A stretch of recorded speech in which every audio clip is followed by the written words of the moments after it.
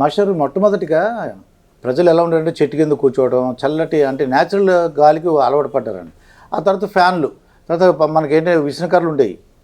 తర్వాత ఇక్కడ చూస్తుంటే ఏదో చెక్కతో ఉంది, ఏదో ఫ్యాన్ ఉంది సార్. ఇది ఏంటి సార్? ఇది 19వ శతాబ్దం నాటి చెక్క ఫ్యాన్ అండి. చెక్క ఫ్యాన్. అప్పటికి ఇంకా కరెంట్ రాలేదండి.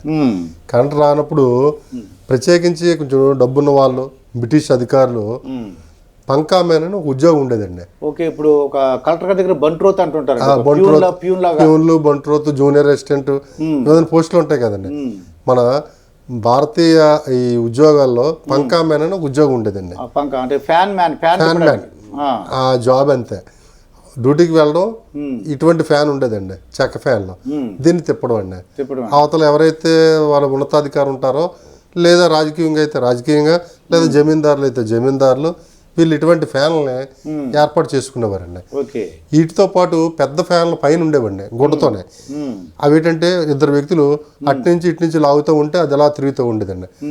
దానివల్ల ఏంటంటే ఆ గదిలో ఉండేటటువంటి వ్యక్తులకి గాలి వేసేదండి. ఆ తిప్పేవారు బయట ఉండేవారండి. దానికి సెటప్ అంతా బయట ఉండేది. బయట నుంచి లాగుతూ ఉంటే ఇది గాలి వేసేదండి. అదే విధంగా ఇది ఒక చెక్క ఫ్యాన్ అండి. చాలా పురాతనమైంది. వాటర్తో తిప్పే బదులు చేతితో తిప్పుతారు. అప్పుడు కరెంట్ లేదండి, అసలు కరెంటే లేదు. ఇది మోటార్తో, అది కాకుండా చేతితో. దీనికి హ్యాండిల్ ఉంది, బ్యాక్ సైడ్ 4 రెక్కలు ఉన్నాయి. మొత్తం ఇత్తడితో తయారు చేశారండి ఇవన్నీ కూడా. మొత్తం చెక్క అండి. దీనికి ఒక చక్కెర బిగించారు. దీన్ని ఈ విధంగా తిప్పినట్లయితే స్లోగా తిప్పితే స్పీడ్గా తిరుగుతుందండి. జస్ట్ స్లోగా, పెద్ద ఎక్కువ కష్టపడాల్సిన పని లేదు.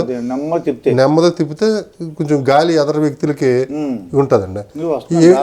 ఈ విధంగా ఏంటంటే ఈ ఫ్యాన్లు, చెక్క ఫ్యాన్లు మనకి పాత తరంలో వాడేవారండి.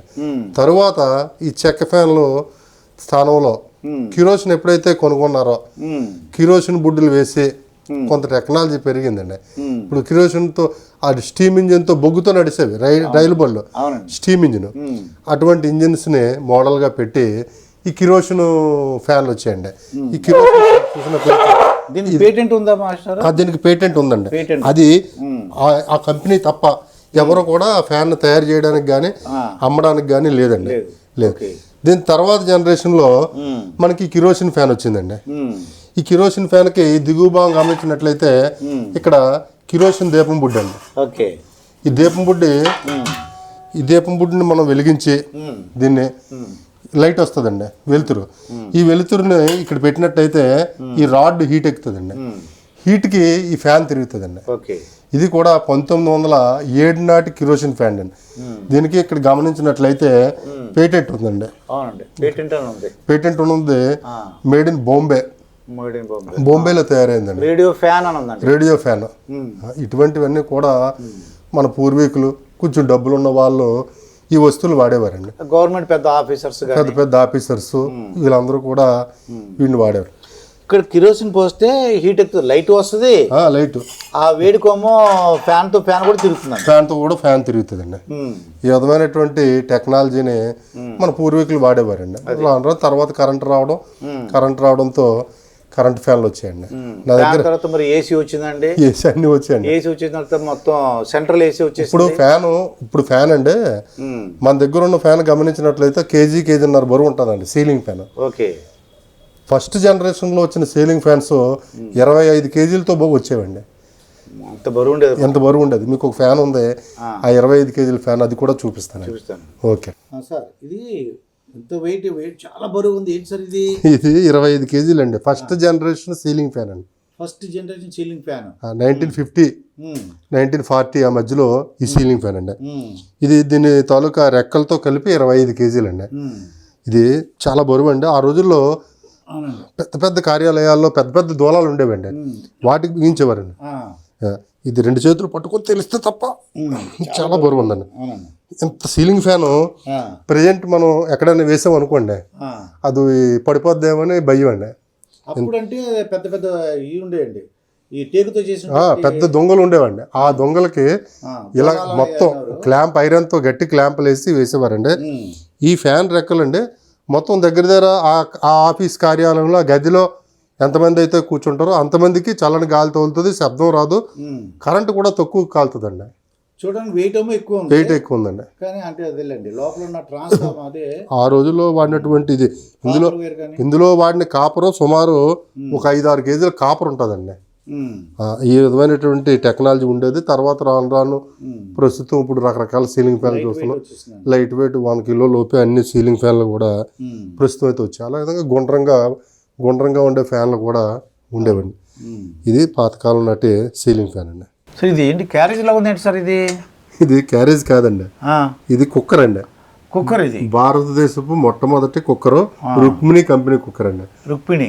రుక్మిణి కుక్కర్ అంటారండి. పేటెంట్ కూడా ఉందండి ఇక్కడ చూడండి, రుక్మిణి కుక్కరు పేటెంట్ నెంబర్ అని ఉందండి. ఇది 1919 నాటి కుక్కర్ అండి. 100 years దాటిపోయింది, 100 సంవత్సరాలు దాటిపోయిందండి. ఇందులో ఒక వ్యక్తి లేదా ఇద్దరు కుటుంబానికి సంబంధించినటువంటి భోజనం మొత్తం వండుకోవచ్చు అండి. అన్నం వండుకోవచ్చు, కూర వండుకోవచ్చు. అదే విధంగా ఇందులో పప్పు అది ఉడకబెట్టుకోవచ్చు అండి. ఇందులో చూసారా పాత్రలు ఎన్ని ఉన్నాయి? ఈ పాత్రలన్నీ ఒక సెట్ అండి మొత్తం. ఇవన్నీ కూడా ఏ విధంగా వండాలో మీకు ఒకసారి చూపిస్తానండి. మొత్తం ఈ విధంగా ఇన్ని పాత్రలు ఉంటాయండి. ఇన్ని పాత్రలు ఉన్నాయి. ఈ లోపల ఒక గాడి ఉంటుందండి. ఈ గాడిలో ఏంటంటే ఈ చిన్న పాత్ర ఉంది కదండి, దీనికి తగ్గట్టు ఉంటుందండి. దీన్ని ఈ విధంగా గాడిలో సెట్ చేయాలండి. గాడిలో సెట్ చేసిన తర్వాత చుట్టూ వాటర్ వేయాలండి. వాటర్ పోయాలండి. వాటర్ పోసిన తర్వాత ఈ పెద్ద పాత్రకి మళ్ళీ గాడి ఉంటుందండి. ఈ గాడికి ఆ చిన్న పాత్రకి మధ్యన ఇలా సెట్ అవుతుందండి.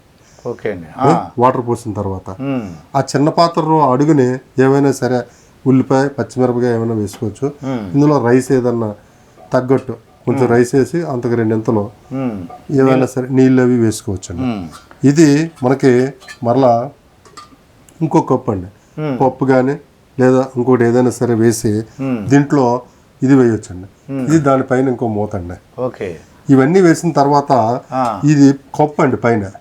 ఇది ఇందులోకి గాలి వెళ్ళకుండా అంటే లోపల నుంచి వేడి బయటికి రాకుండా ఉండడం కోసం దీన్ని ఈ విధంగా పెట్టి ఇలా లాక్ చేసుకోవచ్చండి. కుక్కర్ సార్ ఇది. ఈ విధంగా బొగ్గుల పొయ్యి మీద పెట్టేవారు లేదా కర్రల పొయ్యి మీద పెట్టి ఉడికిస్తే 10 నిమిషాల్లో సహజ సిద్ధంగా ఇది ఆ ప్రెజర్కి ఉడుకుతుందండి ఆహారం. దీనివల్ల తింటే ఆహారం చాలా ఆరోగ్యం, ఎటువంటి ప్రమాదాలు కూడా లేవండి. ఈ విధమైన కుక్కర్లు భారతదేశంలో ఫస్ట్ టైం ఈ రుక్మిణి కంపెనీ రిలీజ్ చేసిందండి. చాలా అరుదైనటువంటి, కానీ మన వాళ్ళు ప్రాచుర్యం దీన్ని బాగా విరివిగా కాకుండా దానికి అప్పట్లో వాడేవారండి. టెక్నాలజీ పెరిగిన తర్వాత గ్యాస్ రకరకాల కుక్కర్లు అన్నీ కూడా వచ్చాయండి. ఇది మొదటి తరం కుక్కరు, భారతదేశానికి సంబంధించినటువంటి మన దేశం ఉత్పత్తి అండి. ఇది దీన్ని మళ్ళీ తీసేసి అన్ని కూడా ఈ సామాన్లన్నీ కూడా మళ్ళీ యాజ్ ఇట్ ఈజ్ గా ఇందులో పెట్టేసుకోవచ్చండి. ఇది ఇవన్నీ మీరు పెట్టేస్తే ఎక్కడికైనా మనకి ట్రావెలింగ్ లో కూడా వీటిని చక్కగా ఎక్కడికైనా సరే తీసుకొని వెళ్ళిపోవచ్చండి. సెట్ మొత్తం అంతా కలిపితే ఒక సెట్ అండి. చాలా అరుదైనటువంటి కుక్కర్ అండి. దీన్ని క్లోజ్ చేసి మళ్ళీ దీన్ని క్యారేజ్ లాగా ఎక్కడికైనా సరే ట్రావెలింగ్ లో పట్టుకెళ్ళిపోవచ్చండి. అది బాగా సేకరించారు సార్. Thank you.